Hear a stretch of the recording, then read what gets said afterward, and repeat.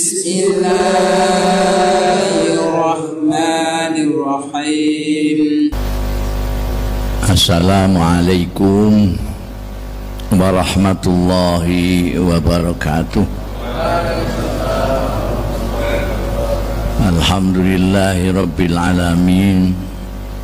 Wassalatu wassalamu ala ashrafil anbiya'i wal mursalin Sayyidina wa maulana Muhammadin wa ala alihi wa sahbihi ajma'in, amma ba'd.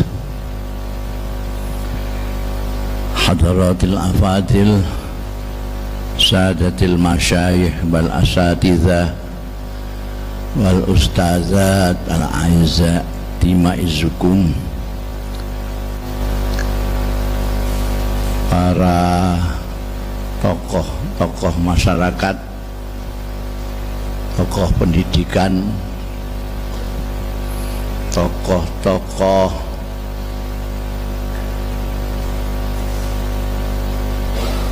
pembawa kebaikan untuk masyarakat, ibu-ibu, bapak-bapak, dan saudara-saudara sekalian yang terhormat. Pertama-tama saya harus memanjatkan puji syukur kehadirat Allah Subhanahu wa Ta'ala yang telah memperkenankan saya pada malam hari ini sowan bertemu dengan panjenengan semua para tokoh ini. Mudah-mudahan perjumpaan dan pertemuan kita mendapat ridho dari Allah Subhanahu wa Ta'ala, manfaat dan barokah fid dini wa dunya wal akhirah. Saya sebetulnya sudah curiga ketika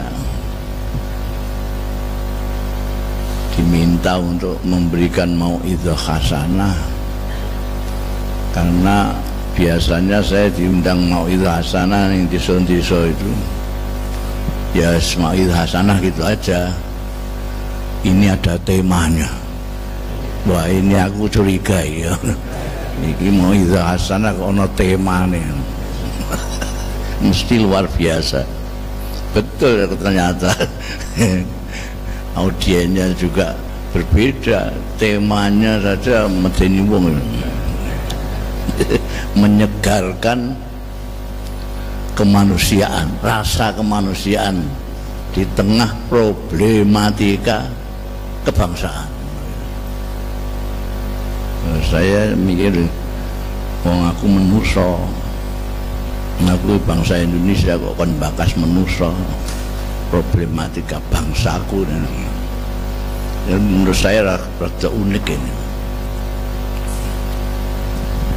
Jadi menurut saya kalau ada keresahan terutama dari kiai bapak sekalian tentang kondisi terutama di Indonesia ini, saya kira ya karena kurang bersyukur. Menurut saya ini ya. Dan memang syukur itu memerlukan, menghajatkan, mengharuskan adanya kesadaran, adanya anugerah. Mereka yang tidak menyadari adanya kenikmatan, adanya anugerah, tidak akan syukur.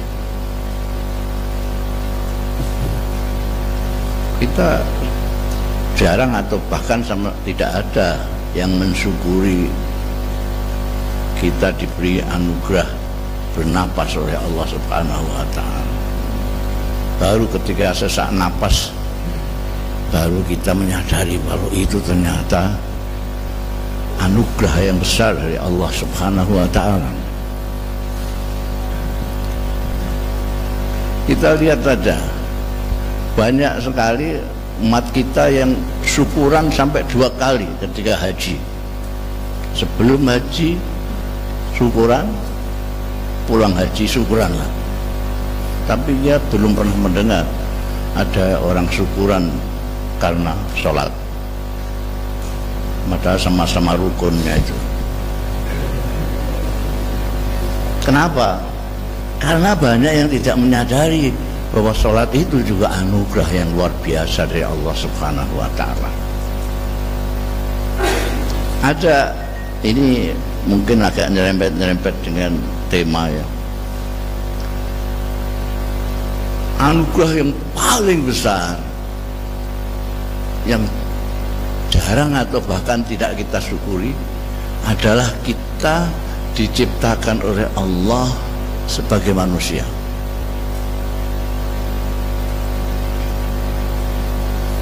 Allah menciptakan makhluknya ini, ada yang tidak bisa apa-apa, berpikir tidak bisa, berperasaan tidak bisa, menyatakan perasaan tidak bisa, menyatakan pikiran tidak bisa apa-apa, kayak batu, pasir dan lain sebagainya. Ada yang lebih daripada ini, meningkat sedikit, tanam-tanaman. Tanam-tanaman itu bisa merasa, bisa berpikir, tapi kita tidak tahu karena mereka, tanaman-tanaman, tumbuh-tumbuhan itu tidak dapat mengekspresikan pikiran dan perasaan. Kalau Anda ingin mencoba, silahkan, ada tanaman mangga atau apa, tidak ada hujan, tidak ada angin, pacoi saja semau. Nanti dia tidak akan berbunga dan tidak berbuah, sebagai protes dari kelakuan kita yang menganiaya dia. Yang lebih tinggi lagi dari itu adalah binatang. Binatang bisa berpikir, bisa berperasaan, bisa mengekspresikan, tapi tidak sempurna mengekspresikannya. Kalau kita lihat ada kambing, induknya disembelih, anaknya embe-embe, itu sebetulnya dia kok kejam sekali. Sebetulnya dia akan mengatakan begitu, tapi kita tidak paham, karena dia menderita, senang, gembira, susah, ya embe itu. Kemudian makhluk Allah yang paling sempurna adalah manusia. Kita tidak hanya diberi pikiran, kita diberi perasaan, kita diberi nurani, kita bisa merasa. Jadi walaqad karramna bani Adam, dan dilebihkan dari yang lain, itu kita manusia.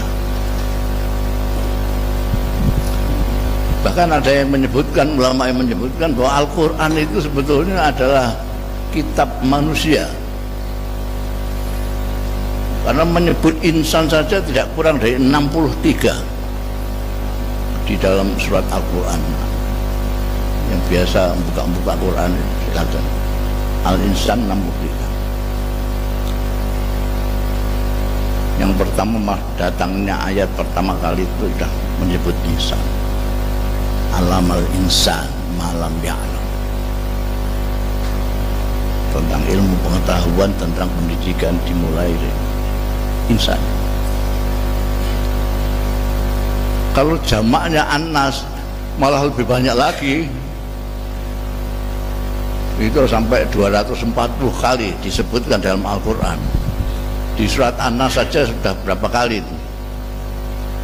Qul a'udzu birabbin nas, malikin nas, ilahin nas, min syarril waswasil khannas, minal jinnati wan nas. Manusia. Dan lebih bersyukur lagi bahwa Allah Ta'ala menurunkan utusan yang menjadi panutan kita. Manusia terakhir ini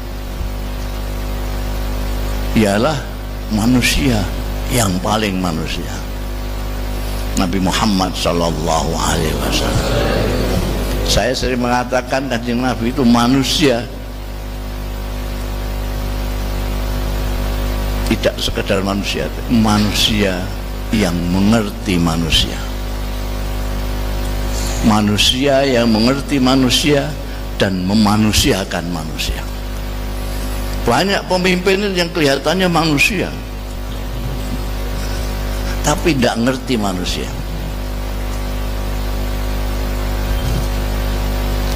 Tidak ngerti manusia. Dianggapnya semua orang belum menjadi manusia sebelum sama dengan dirinya. Kalau dia ahli zikir,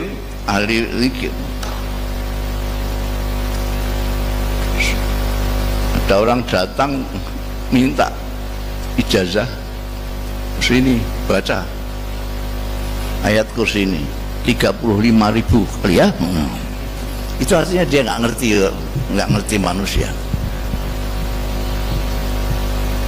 Beliau ya enak saja itu baca 35.000, tapi ini baca Fatihah saja masih gerotal-geradul suruh baca. Ada yang ngerti manusia tapi tidak memanusiakan manusia. Kanjeng Nabi Muhammad SAW, saya sampai berani mengatakan bahwa kalau kita ini tetap menjaga kemanusiaan kita, maka kita tidak terlalu sulit sama sekali beragama Islam. Kita menjadi sulit karena kita tidak begitu manusia, itu persoalan. Apa setengah buaya? Kan ada orang ganteng sekali disebut awas buaya darat ini. Sampai manusianya nggak kelihatan, buayanya yang kelihatan. Hati-hati, itu cantik tapi ular itu. Jadi di mana-mana saya mengatakan pertahankan saja kemanusiaan Anda, maka Anda akan dengan enak, karena agama Islam itu agamanya manusia. Quran itu tentang manusia atau menghitapi manusia.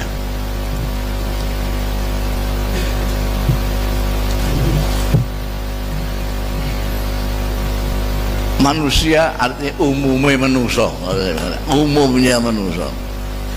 Kalau ada, meskipun itu misalnya serbannya sak ban truk, jenggotnya sak dodong,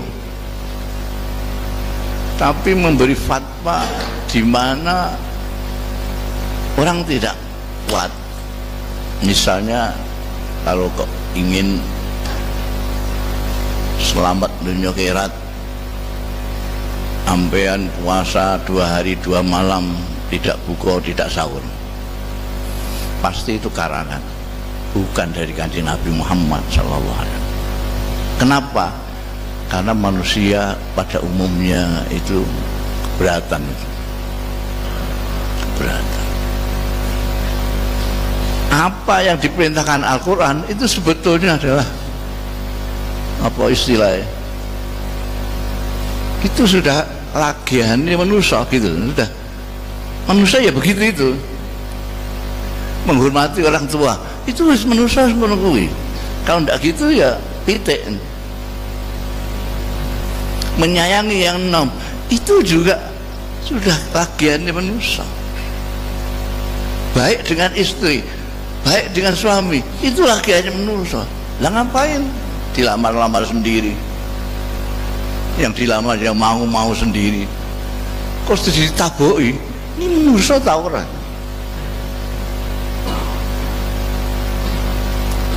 Tetangga, baik dengan tetangga, sudah wajarnya manusia sebegitu itu.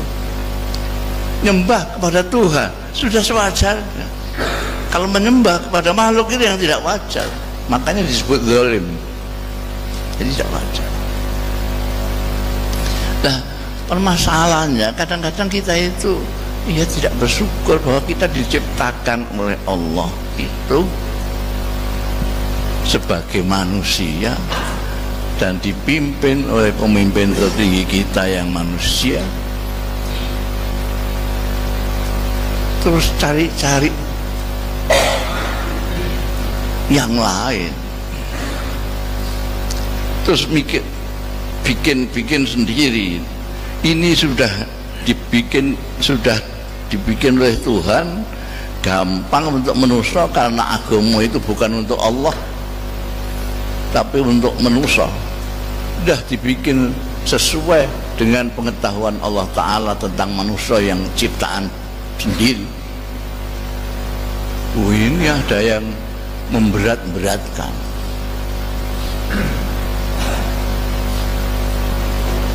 Sampai adanya aliran ahli sunnah wal jamaah, karena ada orang yang kepingin kesana, kepingin kesini, kepingin tidak iktidal, kepingin tidak tawassul. Maka ulama-ulama ahli sunnah wal jamaah itu menjelaskan dan menempatkan, mendudukkan kembali bahwa kita itu sistem.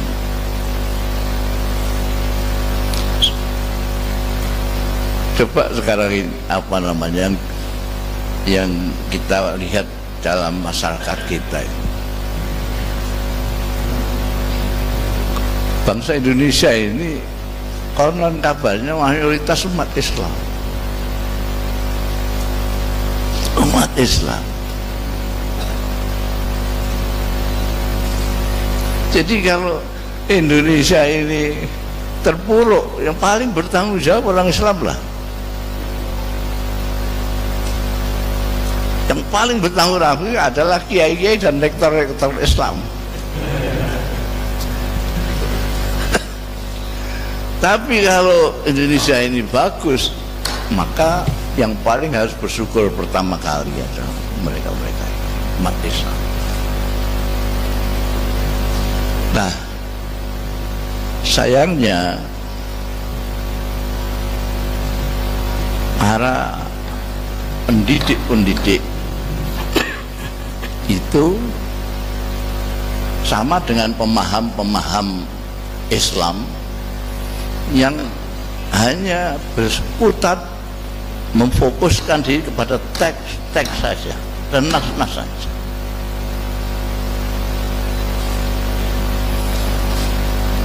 Orang pintar banyak sekali, apal ini.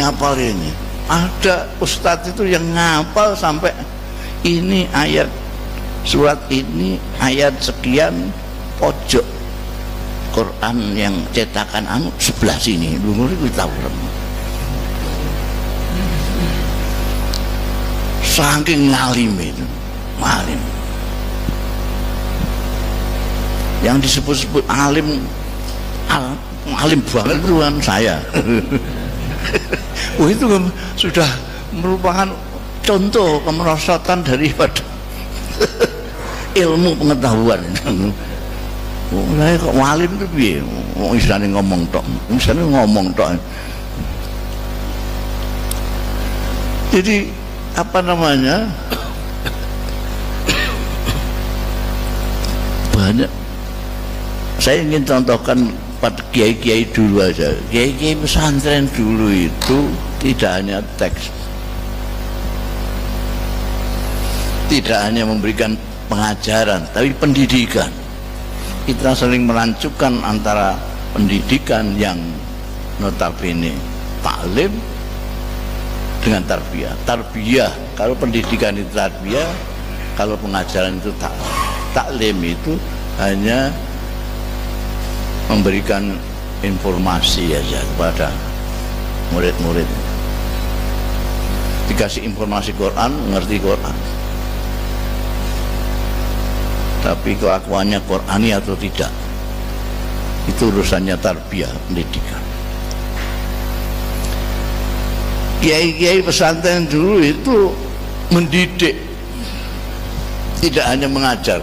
Bahkan dulu itu mengajarnya buruk sekali, tidak pakai metode didaktik. Istilahnya Anda sekalian itu tidak pakai metode didaktik. Ngaji ya ambil ngantuk-ngantuk segini. Napa niku wau al-ittirar utawi napa niku wau al-ittirar kiai ngatur-ngatur itu al-ittirar iku angel temencung diliwati ayo ngajarannya itu dulu Mbah Maksum Allah yarham Mbah Maksum wali-walimnya orang Jawa Tengah dulu itu nek mulang pasaran ya tidur sampai tidur. Oh, beliau kegiatannya banyak, mulang ambil ngantuk. Didemi santri ini terus bangun, terus dikebet ya gelis katam. Tapi pendidikannya itu harfiahnya luar biasa. Hasilnya apa? Ini mau cocok-cocokkan sampai yang ahli-ahli itu. Kalau perlu kita juga adakan penelitian. Kalau saya melihat ini hasil dari kiai-kiai pesantren,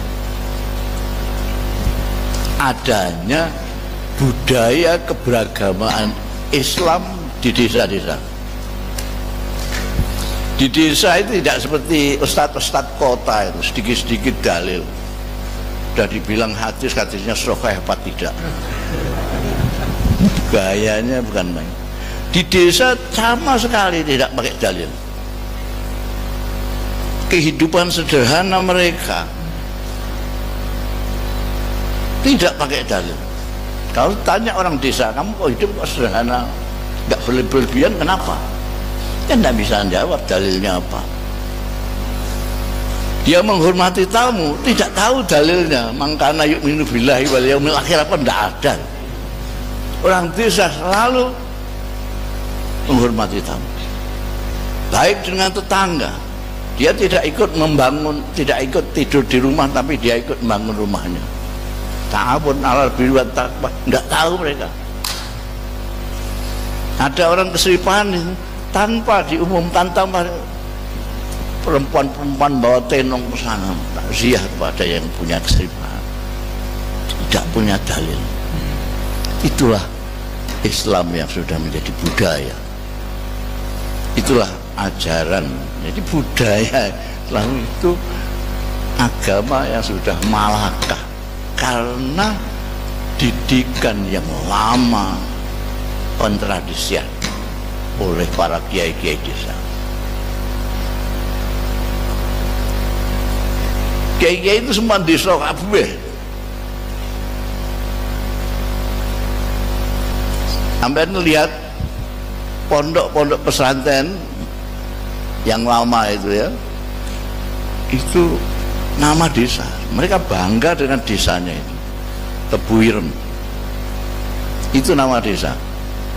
Tambak beras nama desa. Dinanyan itu Krapyak, Lirboyo, Ploso, Kasingan. Belakangan aja yang gaya-gaya itu kan gaya-gaya anyaran itu Rodoto Tolibin, begitu. Dulu ya pondok Rembang itu aja gitu. Ini di desa semua. Dan keberagaman di Indonesia itu sudah membudaya. Jangan tanyakan dalil kepada mereka. Mengapa mereka dermawan, jud, mengapa mereka takzim kepada duyuf? Jangan tanyakan kepada mereka. Maka mereka takzim kepada yang tua. Mengapa mereka menyayangi yang muda? Mereka nggak tahu. Yuwakir kabirona wayarham safirona, itu tidak tahu mereka. Itu sudah merupakan budaya mereka. Ini pendidikannya seperti ini. Sayangnya belakangan desa itu diniai wong kutha, terpengaruh, diserbu oleh kota. Sekarang kota menyerbu desa habis-habisan, sampai orang desa kepengin jadi orang kota. Ketika saya diundang GP Ansor Pusat untuk pidato harlah, itu ketuanya pakai dasi segala macam. Aku tahu kamu itu paling desa, kamu itu. Kamu orang Mejobo Kudus itu desa banget itu. Saya kan tahu. Coba cepat sepatu kamu. Aku tahu. Nanti kamu tutupi keluar kamu. Tapi kaos kakimu pasti ketahuan kamu orang desa. Pilihan warnanya itu lerek-lerek warna menyala segala macam. Tidak bisa ditipu. Sampai jangan mengkotak-kotakan diri. Kalau bisa betul-betul juang itu, desakan kota itu. Yang saya masukkan desakan kota itu, budayakan ajarannya Rasulullah Shallallahu Alaihi Wasallam itu ke kota. Sekarang orang itu tekstual saja, dia dianggap alim ahli agama kalau dia bisa dalil, tahu ini di pojok mana halamannya, kalau ayatnya berapa, soalnya pojoknya itu maksudnya.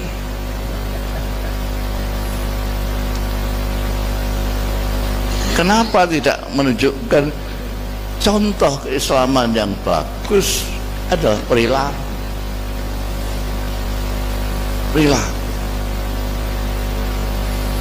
Dan itu kita kalah ini. Sekarang ini kalah karena desa sudah dijajah oleh kota dan orang desa menyerah. Kota itu selalu menyerap dari luar karena dia pintu daripada luar yang ke dalam. Mode apa saja, baik dari barat itu datangnya ke kota. Desa paling akhir. Ketika ada The Beatles gondrong, rungkut datang kok gua gagah ganteng-ganteng. Orang Jakarta pertama kali gondrong itu. Baru Semarang gondrong. Model di Jakarta sudah pang. Itu yang gundur separuh sini ya. Lalu Semarang pang, Surabaya pang itu. Jakarta kalungan, Semarang kalungan, baru kalungan sana sudah ceplian. Ikut ceplian sana sudah hidup sudah diketahui. Jadi kota paling duluan. Jadi kalau model-model keberagamaan juga dimulai dari sana. Padahal kita punya model yang sudah bagus, yaitu di desa. Mari kita bukalah kitabnya, kita buka sirah Rasul Sallallahu Alaihi Wasallam. Terus kita contohkan ini orang desa, ini orang kota. Coba perilakunya dipakai cermin itu, jangan pakai cermin yang lain. Mana yang lebih Islami, yang lebih sesuai dengan ajarannya Rasulullah Sallallahu Alaihi Wasallam? Bukan karena itu, ini sekarang. Dan itu orang kota punya cara yang orang desa masih gagap dengan cara itu, yaitu medsos. Orang kota menguasai medsos itu tapi tidak menguasai inti daripada keberagamaan. Kulit-kulit keberagamaan disebarkan medsos dan itu meruyak kemana-mana. Orang-orang, anak-anak muda kita, milenial itu tertarik sekali. Wah, ini ajib ini. Mulainya keberagamaan yang baru model-model ini juga dari luar. Dari luar. Dulu yang ngerti tentang agama Islam dengan bahasa aslinya itu di pesantren, kiai-kiai saja. Di luar nggak tahu, kampus-kampus nggak ngerti bahasa Arab. Yang ngerti bahasa Arab, meskipun kiai-kiai tidak bisa bahasa Arab secara lisan, tahadus, tapi beliau bukan itu tujuannya. Kiai-kiai bukan tujuannya belajar bahasa Arab itu untuk supaya ngomong bahasa Arab. Enggak, karena tetangganya orang Jawa semua, untuk apa? Tapi mereka untuk berkomunikasi dengan Imam Syafi'i, dengan Imam Malik, dengan Imam Ghazali, segala macam. Mereka memahami itu. Sementara di kota-kota enggak. Ketika orang-orang Barat melihat fenomena Islam yang gegap gempita sejak Khomeini menang revolusi itu, mereka lalu menerjemahkan kitab-kitab ke dalam bahasa Barat, bahasa Inggris, bahasa Prancis, segala macam. Tentu saja kitab-kitab yang mereka pilih adalah kitab-kitab pilihan mereka. Kitabnya Sayyid Qutb, kitabnya Maududi, Hasan Banna, itu yang diterjemahkan, maka orang-orang kampus ngerti semua karena mereka menguasai bahasa Barat, bahasa Inggris. Mereka baca karangannya Sayyid Qutb, wah ternyata ini Islam itu. Baca Maududi, ini dia. Baca Hasan Banna, ini dia. Karena mereka tidak tahu siapa Sayyid Qutb ini, siapa Hasan Banna ini, siapa Maududi. Mereka adalah orang-orang yang tertindas. Di Hasan Banna, Sayyid Qutb dibunuh oleh pemerintahan Jamal Abdel Nasir, Maududi juga. Di sini orang kampus yang pertama kali ngambil itu. Kenapa? Karena orang kampus lah yang tahu mereka ditindas sama Orde Baru itu. Orang desa nggak ngerti sudah pokoknya itu walil amri apa sebagai atiullah wa ausillah sudah kampus ngerti gitu. Baik kejem tenan iki talawan. Jadi kitab bacaan cocok. Sementara pesantren ya masih tetap begitu saja. Mereka memiliki sesuatu yang berharga tapi menyebarkannya itu. Ini yang perlu, ini tantangan dari pesantren-pesantren ini. Bagaimana menyebarkan. Sekarang orang itu udah HP ini sudah pegangan hidup. HP ini pegangan hidup. Mertua lupa, orang tua lupa. Harus sudah pegang ini. Mereka ngajinya di sini semua. Ngajinya di sini. Sini. Dan kalau Anda melihat pengajian-pengajian di sini, ngeri sekali, ngeri sekali.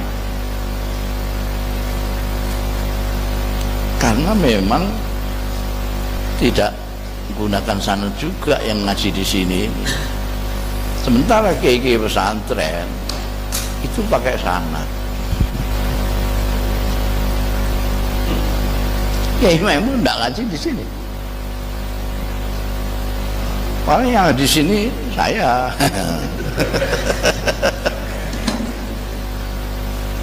Wah, mahadro sama saya. Jadi kiai pakai sanad ngantek ke Rasulullah Sallallahu Alaihi Wasallam. Karena itu kebanggaan orang-orang pesantren itu kan dia punya sanad.